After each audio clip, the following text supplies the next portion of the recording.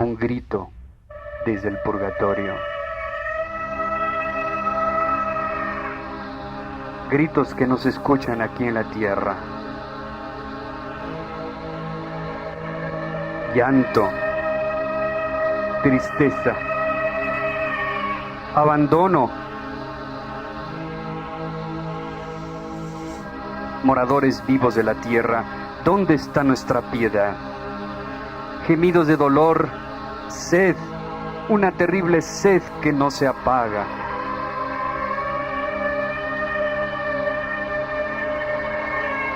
¿Por qué no nos acordamos de estas almas? ¿Dónde está nuestra caridad? Nuestros seres queridos, nuestros amigos y también los que nunca lo fueron, han partido en un viaje sin retorno a la eternidad.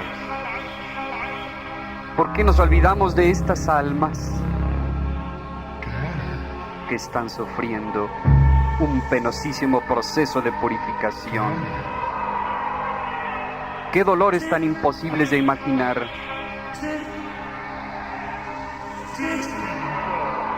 ¡Qué angustia tan terrible! ¡Qué oscuridad! ¡Qué terrible oscuridad tan espantosa, en la que pagan hasta la última y más pequeña falta!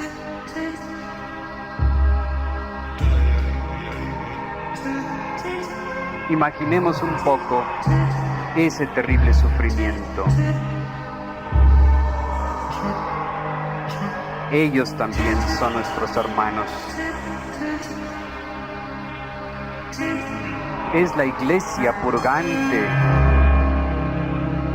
¿Dónde están enterrados nuestros recuerdos de todas estas almas muertas en el cuerpo, pero vivas en el alma? Nos gritan suplicándonos una misa, un ayuno, un rosario por el amor de Dios, aunque sea solo una oración, una oración. Su llanto y sus gemidos de dolor no los podemos escuchar, pero ahí están. Qué terrible sufrimiento en todos los sentidos. Han manchado sus almas y están purgando. Y nosotros fríos, ajenos, indiferentes, porque murieron, porque no los podemos ver, es tan fácil, tan cómodo olvidarlas. Hermanos, tengamos unos momentos de atención para estas almas que gimen de dolor.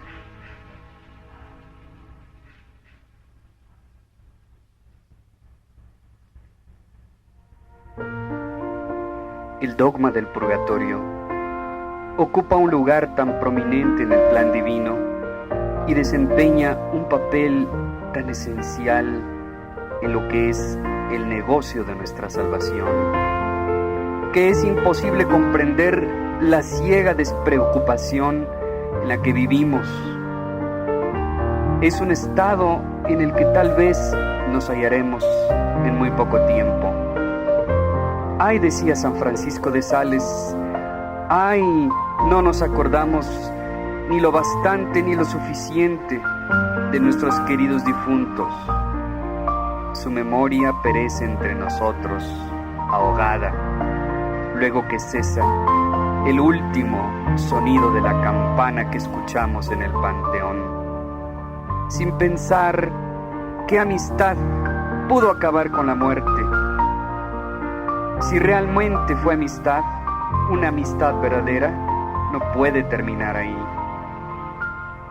¿De dónde viene tanto olvido y tanta ingratitud, sino de la debilidad de nuestra fe y de, acaso, la absoluta ignorancia de nuestra religión? Nos representamos a Dios cual un Padre bondadoso en tal exceso, que se deja impunemente insultar por sus hijos, sin que pueda hacerse respetar de ellos, como si Dios no fuera infinitamente justo, a la par que infinitamente bueno. En nuestra ignorancia de las cosas divinas, con la cual conspira nuestra sensualidad, nos figuramos también que después de la muerte no hay más que infierno para los grandes criminales y que el purgatorio es tan solo la antesala del cielo, en la que haremos tal vez una estancia corta y no demasiado penosa. A fin de disipar estas ideas erróneas que tanto perjudican y que tanto daño traen a las almas, nuestros catecismos recomiendan a nuestros párrocos que hablen acerca del purgatorio nuevamente, con tanta mayor frecuencia cuanto habemos caído en tiempos en que nosotros los hombres ya no tenemos ninguna consideración y no nos importa la sana doctrina. Esta grabación tratará de hacer ver cuán errada anda aquella clase de hombres sensuales que no sufren la sana doctrina. Cuán diferente es el purgatorio de lo que ellos se figuran y por lo tanto, cuán terrible desengaño se preparan para la hora de su muerte. Según la doctrina de los doctores de la Iglesia, el purgatorio es el infierno en todo, menos en su eterna duración. Y según otros doctores, los sufrimientos del purgatorio son más terribles que los sufrimientos reunidos, todos, del mundo entero. ¿Quién lo ha pensado detenidamente? ¿Y quién, después de haberlo pensado, no se ha propuesto rezar con mayor devoción por los difuntos y cercenar cada día más el número de sus culpas, única leña con que se alimentan los braseros del purgatorio? Procuraremos empaparnos en estas palabras con las que San Jerónimo exhortaba a una virgen cristiana a temer los juicios de Dios. Territus terreo, le escribía, atemorizado, atemorizo. Tal ha sido al menos nuestra intención y por lo tanto no hemos querido callar nada y diremos a continuación, narraremos las severas lecciones que nos dan los santos en sus revelaciones y los difuntos en sus apariciones. A pesar de su aspecto divinamente terrible, la doctrina del purgatorio, escribe Monseñor Gebert, es eminentemente consoladora, pero para tres clases de almas, sobre todo en el momento de la muerte. Es abrazada con amor por las almas santas, a quienes permite estar tranquilas sobre su salvación, sin hallarse condenadas al orgulloso pensamiento de que están perfectamente puras. Nada hay tan grande y dulce, especialmente entonces, como una confianza humilde. Fenelón la experimentó en su último día. Esta doctrina es tranquilizadora para esas almas que temen haber hecho muy poco para expiar sus grandes culpas. Así, Leibniz ha advertido que ella no sirvió de mediano consuelo para Felipe II cuando estaba moribundo. Ciertos recuerdos de este rey, de su vida, se presentaban sin duda al pie de su lecho de muerte, y para apaciguar la horrorosa aparición, creyó que era bueno para él que hubiera ahí cierta cosa más dura que el arrepentimiento y menos cruel que el remordimiento. Finalmente, esta doctrina abre un refugio apetecible a esas almas que han pasado casi toda su vida en las tinieblas del orgullo y de los placeres de la carne, y para quienes la estrella del arrepentimiento no parece levantarse más que en las sombras de la última hora. Pero tendrán tiempo. Lord Byron, en presencia de la muerte, exclamó que la fe católica en el purgatorio está llena de consuelos. Para dar una idea algo detallada de lo que nuestra Santa Madre Iglesia, los doctores y los santos han pensado acerca del purgatorio, trataremos de la existencia, penas y duración del purgatorio, de los consuelos de las ánimas benditas, de los medios y motivos de auxiliarlas y finalmente de los medios para evitar el purgatorio. Las fuentes a que hemos acudido han sido la doctrina dogmática de la Iglesia, comentada por sus doctores e ilustrada por las revelaciones de los santos y las apariciones de los difuntos. La doctrina dogmática de la Iglesia acerca del purgatorio abarca únicamente 2 artículos. El primero enseña la existencia del purgatorio y el segundo afirma que las almas allí detenidas pueden ser aliviadas por los sufragios de los fieles y especialmente por el santo sacrificio de la misa. Estos 2 artículos son de fe y todo católico debe creerlos. Fuera de aquellos puntos de doctrina definidos, la teología del purgatorio es una de las páginas más humillantes de la ciencia sagrada, es decir, una de aquellas en que nuestra ignorancia y nuestra insuficiencia están más despiadadamente puestas en evidencia. Esto nos lo decía Monseñor Cai. Todo lo que se refiere al lugar del purgatorio, a la duración y a la calidad de las penas, no pertenece, dice el sabio Perrone, a la fe católica, es decir, no ha sido definido por la Iglesia. ¿Hay o no un lugar determinado y cuál es? Las almas deben ser detenidas poco o mucho tiempo en el purgatorio. ¿El fuego del purgatorio es material o simplemente metafórico? Es decir, consiste en cierta tristeza del alma procedente de la consideración de la vida anterior, de la fealdad del pecado o de otras causas por las cuales esta aflicción purificadora es voluntaria y ardientemente deseada por las almas. Diversos pareceres han existido en otro tiempo entre los antiguos padres de la Iglesia sobre estas cuestiones, y aún los escolásticos más modernos están divididos sobre este asunto. La doctrina de los doctores y teólogos, o más bien sus opiniones y explicaciones acerca de varias cuestiones que atañen al purgatorio, no se imponen a nuestra creencia como artículos de fe y de consiguiente pueden ser rechazadas sin dejar de ser católico. Esto, no obstante, sería una verdadera temeridad e imprudencia el desperdiciar estas opiniones, cuando la conducta de la Iglesia es seguir las opiniones más comúnmente enseñadas por los doctores. Las revelaciones particulares que han tenido algunos santos no pertenecen al depósito de la fe ciertamente, confiado por Jesucristo a su Iglesia. Son hechos históricos fundados sobre el testimonio humano que nos es permitido creer y en los cuales la piedad encuentra un alimento saludable, así como también podemos rechazarlos sin pecar contra la fe. Pero si estos hechos han sido comprobados, no es posible rechazarlos sin ofender a la sana razón, la cual manda que demos nuestro asentimiento a la verdad que se haya suficientemente demostrada.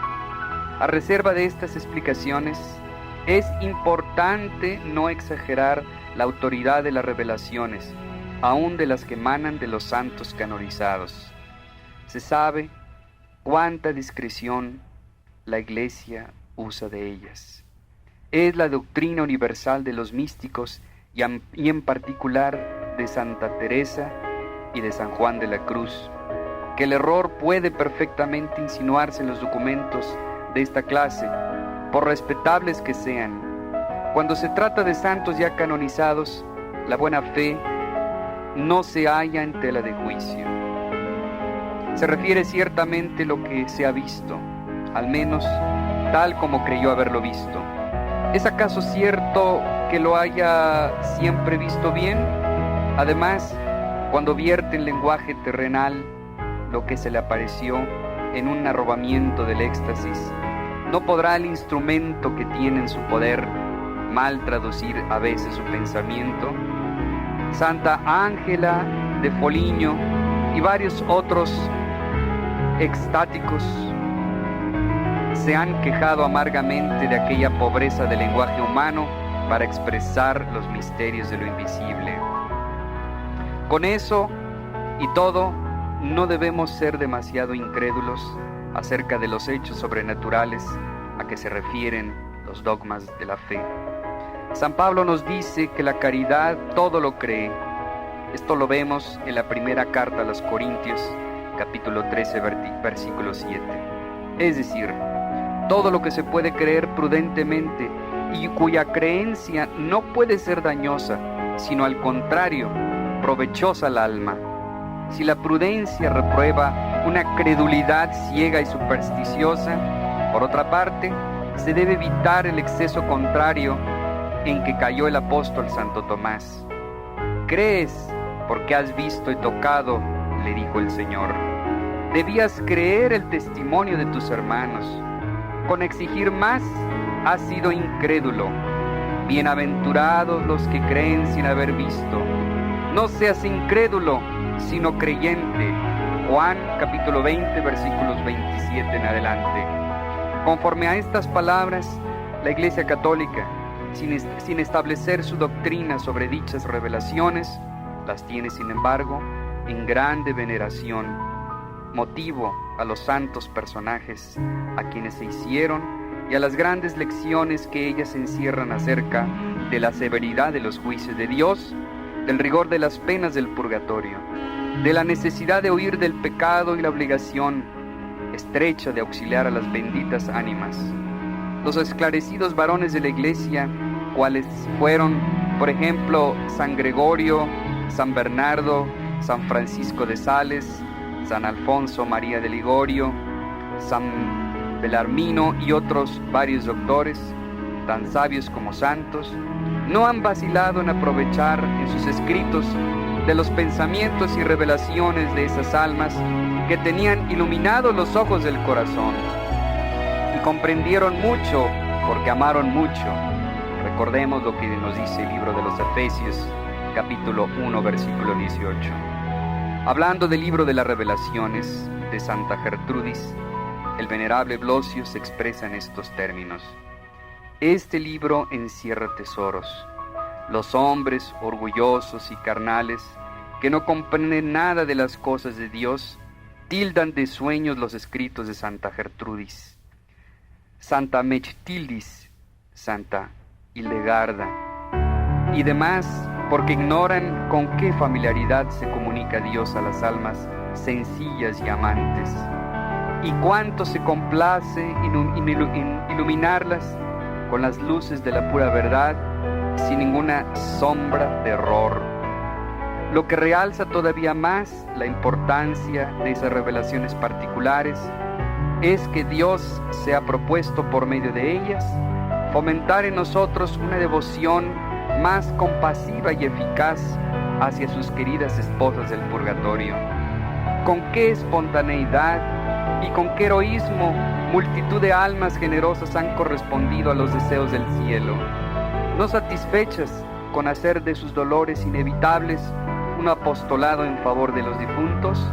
Estas almas han ambicionado y solicitado los sufrimientos, los han buscado con singular afán, imponiéndose a sí mismo penitencias austeras y sangrientas, con el fin de rescatar las ánimas benditas del purgatorio. Así fue como la beata Cristina, apellidada la Admirable, prefirió la tierra al cielo, solo porque en este mundo podría sufrir por los difuntos. Se nos cuenta que al morir su alma fue llevada por los ángeles, primero al purgatorio para apreciar las penas que ahí se sufren, y enseguida al paraíso, al cielo, para probar la felicidad de que gozan los elegidos. Dios le preguntó entonces: Cristina, yo te dejo la elección. Puedes vivir eternamente desde hoy con los bienaventurados o volver al mundo por algunos años a fin de multiplicar ahí tus expiaciones y méritos en favor y provecho de las almas benditas del purgatorio.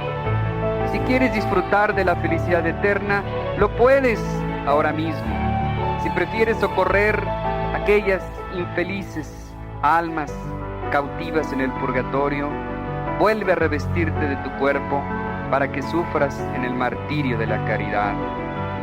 Oh Señor, exclamó la generosa doncella, prefiero sufrir, prefiero sacrificarme por las ánimas, y con este fin acepto gustosa todas las amarguras y todos los martirios. Cristina volvió a este mundo y desde luego empezó una vida de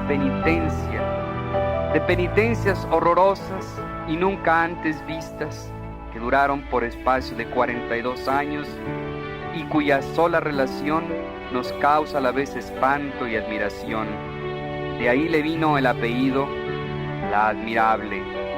Si nuestra naturaleza acobardada no puede imitar estos extraordinarios ejemplos de caridad heroica para con los difuntos, ¿quién nos impide propagar al menos en libros, en escritos, en pequeñas notitas, en audiocassettes, en lo que se pueda, donde se trate la devoción de las ánimas, y así multiplicar el número de los amigos y los bienhechores de ellas, haciendo caer continuos torrentes de luz, de paz y de refrigerio sobre las regiones más sombrías del purgatorio?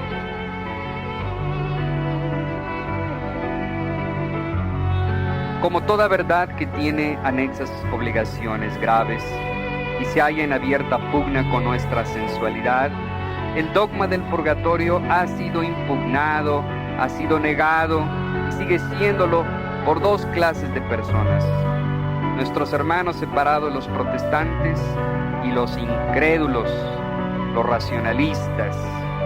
Contra los primeros nos hemos valido para probar la existencia del purgatorio de argumentos sacados de la Sagrada Escritura, de los escritores de los primeros siglos y de las confesiones de los mismos protestantes. Contra los últimos, que rechazan toda revelación divina, emplearemos los argumentos únicamente basados sobre la razón y la historia, por ser los únicos admitidos por los incrédulos.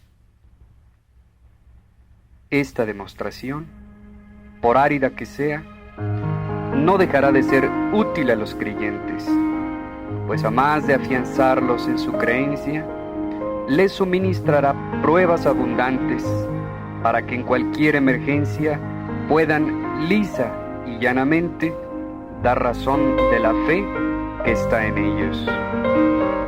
En el libro segundo de los Macabeos, capítulo 12, versículos del 43 al 46, nos muestra el siguiente texto acerca del purgatorio. Al fin de un combate empeñado con el enemigo del pueblo de Dios, Judas Macabeo, habiendo recogido en una colecta que mandó hacer 2000 dracmas de plata, las envió a Jerusalén a fin de que se ofreciese un sacrificio por los pecados de sus soldados muertos en el combate, porque consideraba que los que habían muerto después de una vida piadosa les estaba reservada una grande misericordia. Es pues un pensamiento santo y saludable el rogar por los difuntos, a fin de que sean libres de sus pecados. ¿No sería sumamente ridículo rogar por los difuntos si no existiese un purgatorio? Los habitantes del cielo, que gozan ya de la gloria de Dios, no necesitan oraciones. Por contraparte, los condenados nunca saldrán del infierno.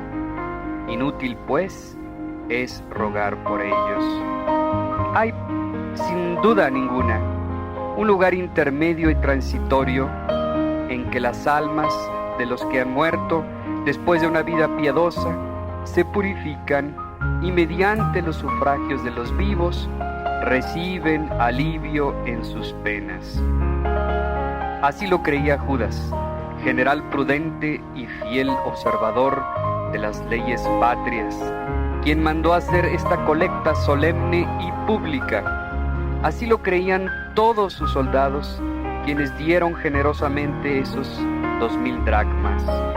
Así también lo creían los sacerdotes de Jerusalén, supuesto que recibieron la colecta y ofrecieron el sacrificio por los soldados difuntos, lo que alaba el Espíritu Santo llamándolo un pensamiento santo y saludable. Tanta es la fuerza de este texto en favor de la existencia del purgatorio, que por no poder debilitarlo, los protestantes no tuvieron más recurso que rechazarlo, como se rechaza a un testigo hostil, sobre pretexto de que los libros de los macabeos eran apócrifos. Según el célebre diccionario del protestante Webster, la palabra apócrifo significa un libro de una autoridad dudosa. Si el libro de los macabeos es dudoso, esta duda nos favorece tanto a nosotros los católicos como a los protestantes. Y nos favorece aún más, pues cuando la Iglesia declaró por primera vez en los concilios de Hipona y de Cartago, celebrados en los años 394 y 397, cuáles eran los libros inspirados, ella admitió en su catálogo los 2 libros de los macabeos, que recibieron como tales los concilios florentino y tridentino, y los santos padres de la Iglesia primitiva, cuáles son San Clemente de Alejandría, San Cipriano, San Isidoro y San Agustín. Aún admitiendo en gracia de argumento que estos libros sean apócrifos o no inspirados por el Espíritu Santo, esto nada les quita de su valor histórico, y como tales son una prueba manifiesta de la costumbre que tenían los hebreos de rezar por los difuntos, costumbre observada aún hoy día por los judíos, según lo prueba su libro de oración por Isaac Lizer, publicado en Filadelfia por Slot y Mooney. El sabio protestante Grocio no vaciló en confesar que durante el cautiverio de Babilonia los judíos creían en la existencia del purgatorio, y a pesar de esto, los protestantes siguen diciendo que el dogma del purgatorio es una invención que ha sido escogitada por los papas, es decir, inventada por los santos pontífices. El Nuevo Testamento, lo mismo que el Antiguo, contienen también pruebas inconcusas de la existencia del purgatorio. Componte luego con tu contrario, dice el Señor. Mientras estás con él todavía en el camino, no sea que te ponga en manos del juez y el juez te entregue a las del alguacil y te meta en la cárcel. Asegúrate, de cierto, que de ahí no saldrás hasta que pagues el último maravedí. San Mateo capítulo 5, versículos 25 y 26. El lenguaje bíblico llama a la vida de este mundo un camino que nos lleva a la eternidad. Nuestro adversario es, o nuestro hermano, a quien hemos agraviado, o bien Dios, cuya ley está en pugna con nuestros deseos carnales, a quien debemos la deuda del castigo temporal de nuestros pecados, y con el cual es menester arreglar nuestras cuentas mientras nos hallamos en el camino de la vida. El juez ante quien hemos de componernos, o nuestro adversario, es nuestro Señor Jesucristo, a quien Dios Padre, según lo dice la Sagrada Escritura, ha dado todo poder para juzgar a vivos y a muertos.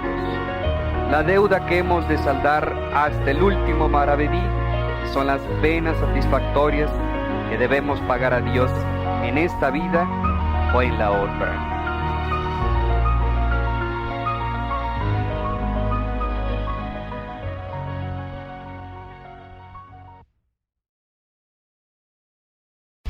El deudor insolvente, que una vez fuera de esta vida no puede por sí mismo pagar y se encuentra reducido a sufrir tan duro cautiverio es la multitud infortunada de las almas del purgatorio, que en el estado de miseria, abandono y sufrimiento en que gimen, esperan de nosotros el alivio con mayor ansiedad que la multitud de que habla el Evangelio.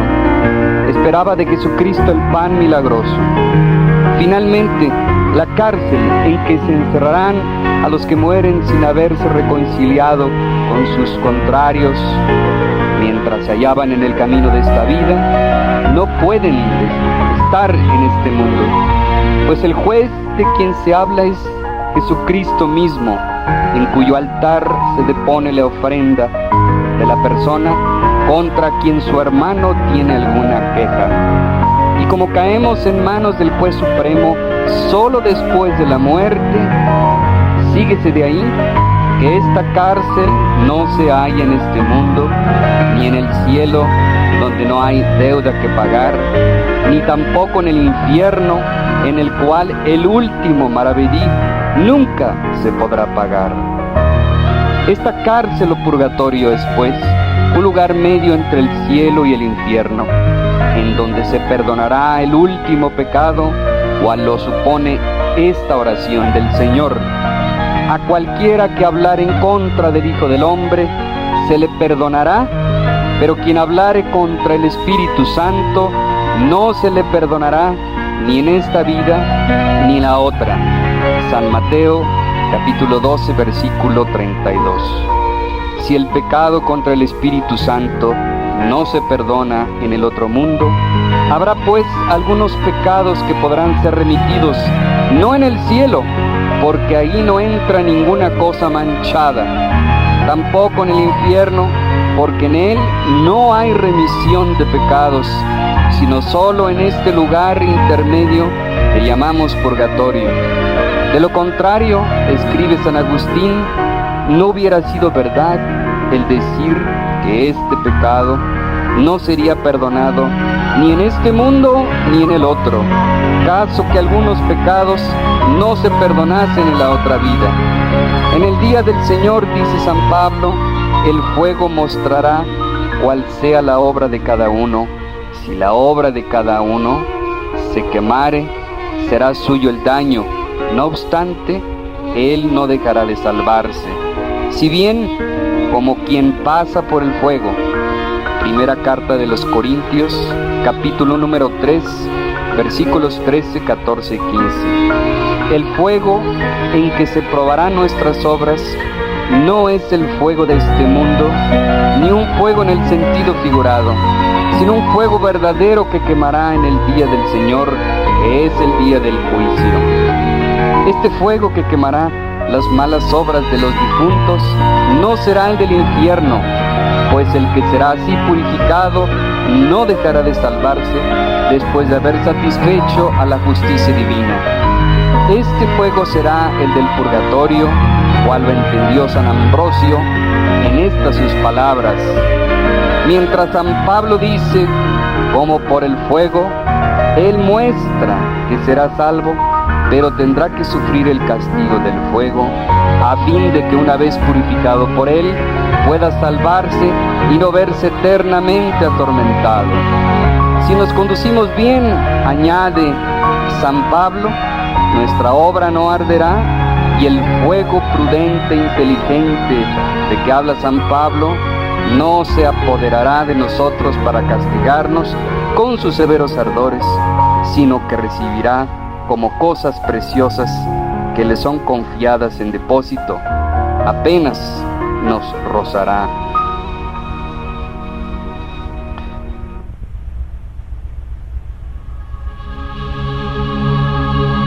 Nos lamerá dulcemente para purificarnos y para que podamos exclamar con el profeta: hemos pasado por la prueba del agua y del fuego, y tú, Señor, nos has llevado al lugar del refrigerio. Para convencerse de que la fe en el purgatorio ha sido en todos los tiempos la fe de la Iglesia entera, basta recoger los testimonios de los padres y doctores de todas las épocas. En el primer siglo, San Clemente, discípulo de San Pedro, escribe lo siguiente: en los funerales, el venerable pontífice, acercándose al difunto, pronuncia sobre él la oración sagrada. Por esa oración suplica la clemencia divina, se digne perdonar al difunto todos los pecados que haya cometido por fragilidad humana y conducirle a la luz y a la región de los vivos. En el siglo II, Tertuliano enumera entre las tradiciones apostólicas el sufragio por los muertos y se expresa así: que la viuda ruegue por el alma de su marido difunto, que pida por él el alivio y la gracia de encontrarse en su compañía en la primera resurrección, que ofrezca, en fin, un sacrificio todos los años en el día del aniversario de su muerte. En el siglo III, las actas del martirio de Santa Perpetua, escritas en mayor parte del puño de la santa, contiene la fe más explícita en la existencia del purgatorio. En el siglo IV, el historiador Eusebio refiere que Constantino el Grande mandó colocar su sepulcro en la iglesia de los santos apóstoles que él mismo había erigido en Constantinopla, a fin de participar después de muerto de todas las oraciones que se hicieren en ese santo lugar. En este mismo siglo, San Juan Crisóstomo afirma que muy buenas razones asistían a los apóstoles cuando ordenaron que se hiciese mención de los difuntos en los tremendos misterios, porque muy bien sabían que los difuntos reportarían un gran beneficio de aquellas oraciones.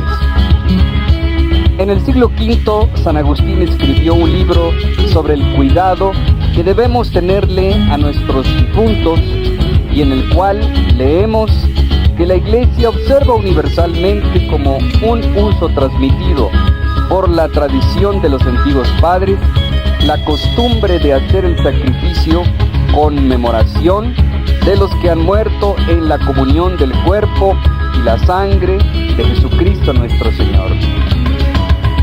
Es inútil interrogar a los padres y doctores de los siglos posteriores, porque la herejía no impugna su testimonio en favor de la fe en el purgatorio.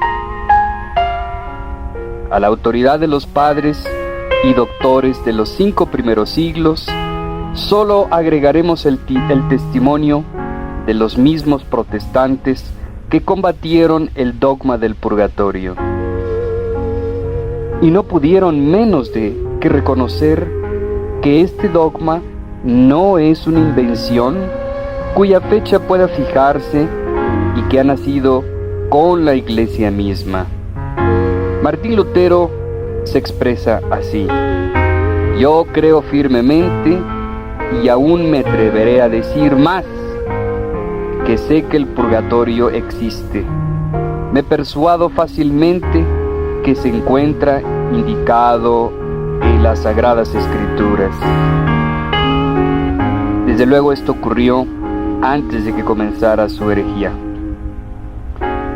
Pedro Mártir, el discípulo fanático de Calvino y el adversario más encarnizado de la fe en el purgatorio, nos dice también: no puedo negar que la Iglesia ha orado siempre por los muertos.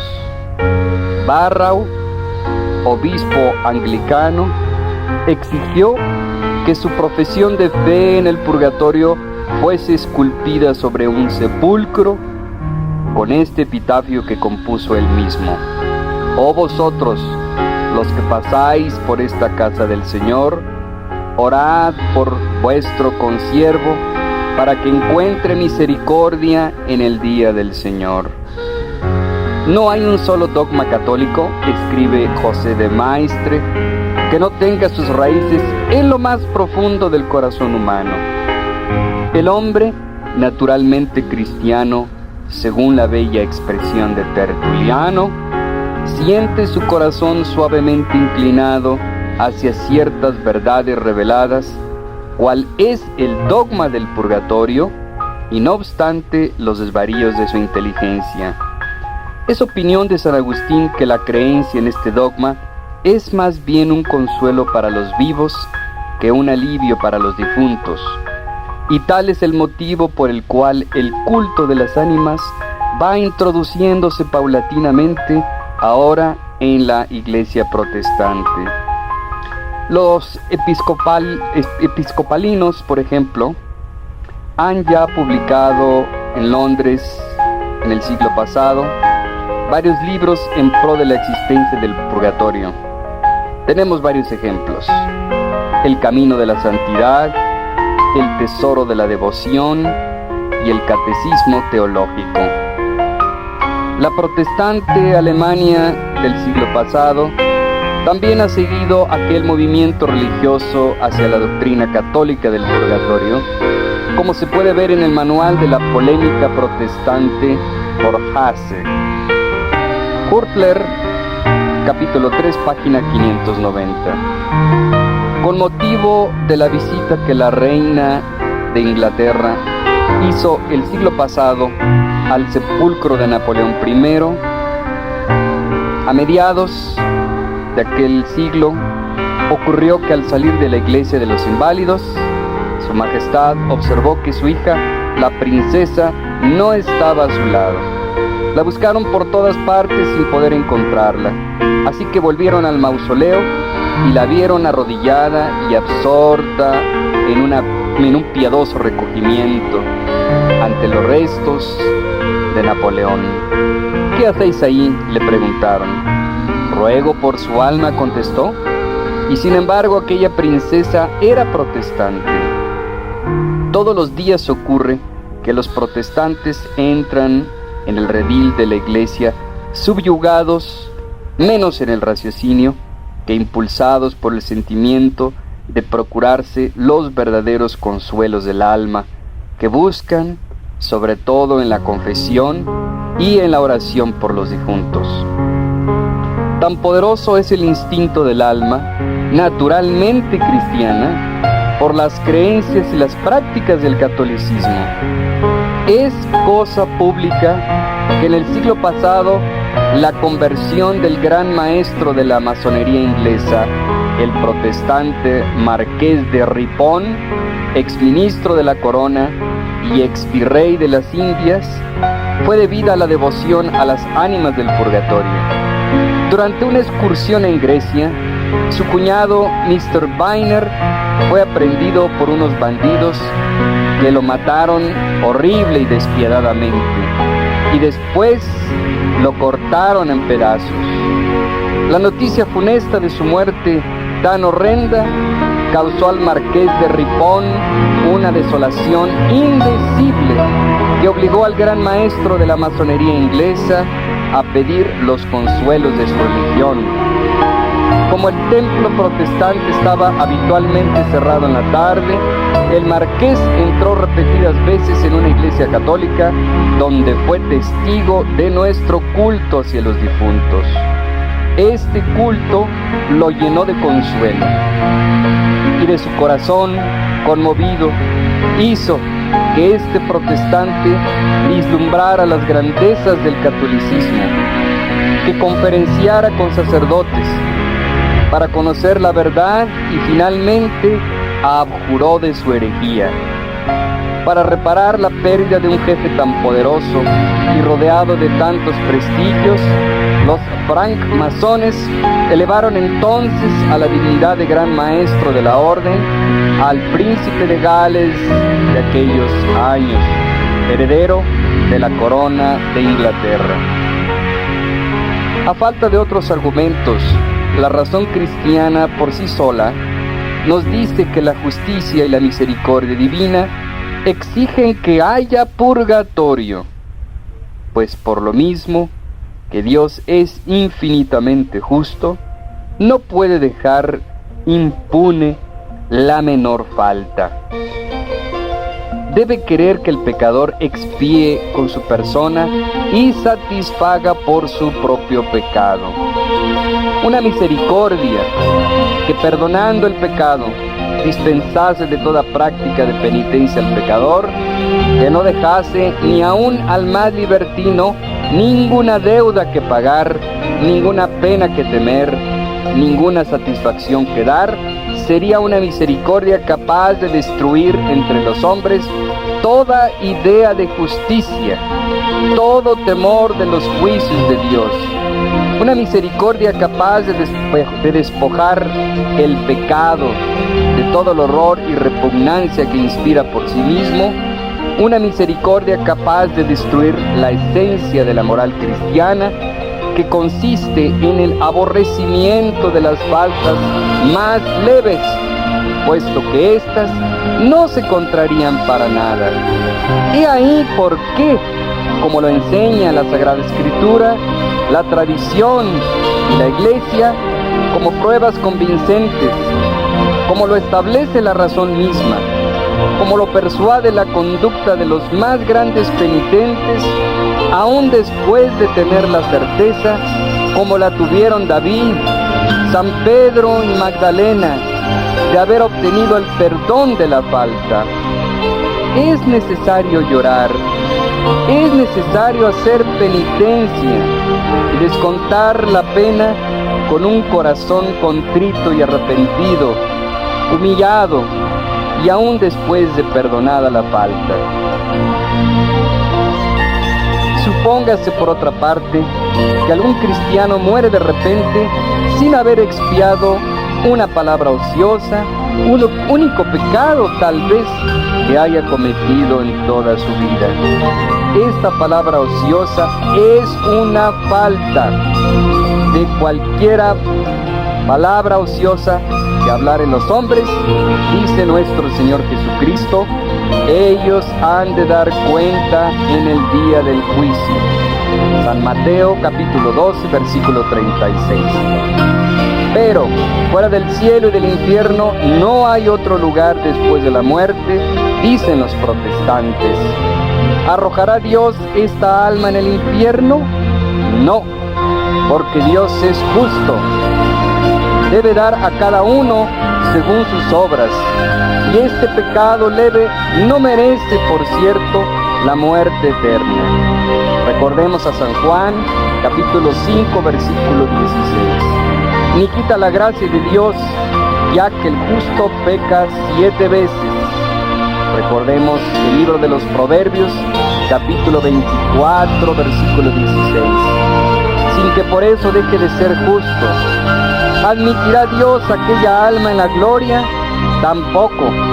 Esta palabra ociosa, aunque leve, es siempre una mancha, y nada manchado ha de entrar en el reino de los cielos. Libro de las Revelaciones, capítulo 21, versículo 27. Y si esa alma no puede entrar en el cielo, porque no es bastante pura, ni en el infierno, porque no es bastante criminal, es pues menester que exista un estado intermedio en el cual se purifique como el oro en el crisol. Recordemos a Malaquías, capítulo 3, versículo 3. Tan conforme anda con la razón humana esta creencia, en un estado intermedio donde sufren temporalmente las ánimas de los justos, que la encontramos aún en las religiones paganas. Y aquí cabe contestar a los incrédulos, cuya táctica consiste en presentar al purgatorio como una superchería religiosa imaginada y establecida por la Iglesia Católica, mientras que la creencia y la práctica constantes y universales del género humano nos revelan que este dogma forma parte de la religión natural y fue revelada por Dios desde el principio del mundo. Ha sido demostrado hasta la evidencia que se ha creído siempre que hay para las almas 3 mansiones diferentes más allá de la tumba. La primera, o paraíso, es la de los justos que gozan de una felicidad eterna. La segunda, o infierno, es la de los malvados e impíos que padecen tormentos sin fin. Y finalmente la tercera, que es el purgatorio, colocada entre las otras dos, es mansión pasajera de los que han muerto culpables de faltas ligeras, y en la que se purifican por medio de padecimientos temporales y son aliviadas por las oraciones y buenas obras de los vivos.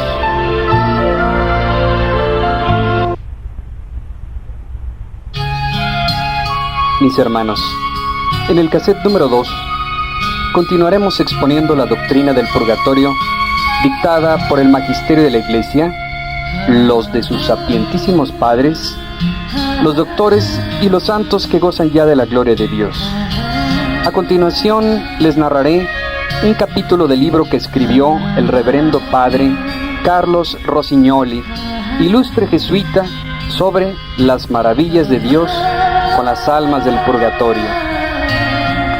Es de gran refrigerio a las almas purgantes ofrecer por ellas el santo sacrificio de la misa. En el Concilio de Trento, celebrado de 1545 a 1563, el Papa Pío IV, en la sesión número 25, llevada a cabo entre el 3 y el 4 de diciembre de 1563, declaró solemnemente: puesto que la Iglesia Católica, ilustrada por el Espíritu Santo, apoyada en las sagradas letras y en la antigua tradición de los padres, ha enseñado en los grandes concilios y últimamente en este ecuménico concilio que existe el purgatorio y que las almas ahí detenidas son ayudadas por los sufragios de los fieles y particularmente por el aceptable sacrificio del altar. Manda este santo concilio a los obispos que diligentemente se esfuercen para que la sana doctrina sobre el purgatorio, enseñada por los santos padres y sagrados concilios, sea creída, mantenida, enseñada y en todas partes predicada a los fieles de Cristo. San Gregorio en sus diálogos nos comenta varias apariciones de almas purgantes para pedir e implorar sufragios, pero de manera muy especial el santo sacrificio de la misa. Asimismo, les relataré un caso verdaderamente admirable, nos dice el padre Rossignoli, que leemos en la vida del santo obispo Teobaldo. Ciertos pescadores que durante el transcurso del otoño llevaban a cabo su oficio, de pronto sintieron que un tremendo peso jalaba sus redes. Contentos se apresuraron para llevar su presa a tierra, pero menuda sorpresa se llevaron al ver que en vez de pescados solamente habían atrapado un trozo grande de hielo. Más extrañados se quedaron porque en la estación del año en que se encontraban no era factible encontrar ningún segmento de agua congelada. Sin embargo, uno de estos buenos hombres tuvo la feliz idea de llevarle la masa de hielo a su querido obispo, quien padecía por aquellos días de un ataque muy agudo de gota. Así que no podía ser más oportuno el regalo. Cuando el obispo en cuestión recibió complacido el obsequio, se lo puso inmediatamente en sus muy inflamados pies y con ello experimentó un gran alivio. Así pasaron los días y en cada ocasión repetía la misma operación, sintiendo siempre auxilio para sus pies. Lo extraño del caso es que el trozo de hielo se veía y se sentía sumamente duro, quizá tanto como una roca de bronce, la cual no se derretía ni destilaba una sola gota de agua. En una ocasión, por la mañana, oyó una voz que salía del hielo, sumamente atormentada, que pedía misericordia, que pedía auxilio. El señor obispo se quedó atónito y espantado, así que le preguntó a la voz quién era y qué quería. «Soy un alma en pena», se escuchó salir del glacial. «Estoy condenada a pagar en el centro de este durísimo hielo las penas que merecieron mis culpas, tal vez por haber pecado contra la pureza del cuerpo, por haberse deleitado con los ardores que producen las faltas de la concupiscencia, de esos feos pecados carnales, nos dice el padre Rossignoli. Una vez repuesto del susto, el santo obispo volvió a preguntar: ¿y bien? ¿Con qué clase de sufragios podemos ayudarte? Entonces la voz respondió: si por espacio de 30 días sin interrupción se ofreciere por mí el santo sacrificio de la misa, al celebrarse la última, entonces concluirán mis dolores y así podré quedar en libertad. Al santo obispo Teobaldo le pareció justa la desesperada petición, por lo que una vez que se lo permitieron sus fuerzas, comenzó a oficiar las misas, pero ocurrió que no le fue posible hacerlo en forma continua debido a muchos impedimentos interpuestos por el enemigo malo. En el primer intento, hallándose ya con la mitad de las misas celebradas sin interrupción, el obispo se vio obligado a suspenderlas por la repentina guerra civil que estalló en su comarca. Posteriormente, inició una segunda cadena ininterrumpida de misas, y cuando ya llevaba 2/3 partes oficiadas, nuevamente se vio obligado a suspenderlas por un ataque de los enemigos que se presentaron inesperadamente en los muros de la ciudad. Finalmente, en el tercer intento, cuando estaba preparado para salir al altar, le dieron la noticia de que estaba próximo a incendiarse el recinto episcopal a causa de un fuego rabioso con el que ardía la casa inmediata. Entonces ocurrió que el santo obispo se detuvo un momento a reflexionar y, dirigiéndose al altar, dijo: que arda, que se incendie la casa episcopal. Quiero concluir estas misas, suceda lo que suceda, pase lo que pase. Pues sabia decisión. En el momento mismo en el que el santo obispo Teobaldo expresó su voluntad, desapareció el misterioso incendio. Resultó ser solamente una alucinación diabólica para evitar la conclusión de las misas, con el objeto de retardar todo lo posible la libertad de aquella pobre ánima purgante. El globo de hielo se derritió y el alma, llena de un inmenso gozo, se le presentó gloriosa al obispo para darle las más afectuosísimas gracias a su libertador, cuya caridad le había sacado de ese terrible tormento y también de la acción del demonio, para retardar en todo lo posible esta pena atroz. El alma voló al cielo, cantando alabanzas al Señor y llena de un inimaginable agradecimiento al santo obispo Teobaldo.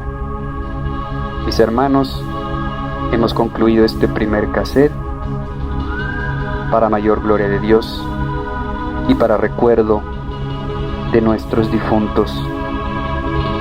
¿Acaso nuestros padres, nuestros hermanos, nuestros abuelos? Tengamos muchos actos de misericordia por ellos y mandemos decirle muchas misas.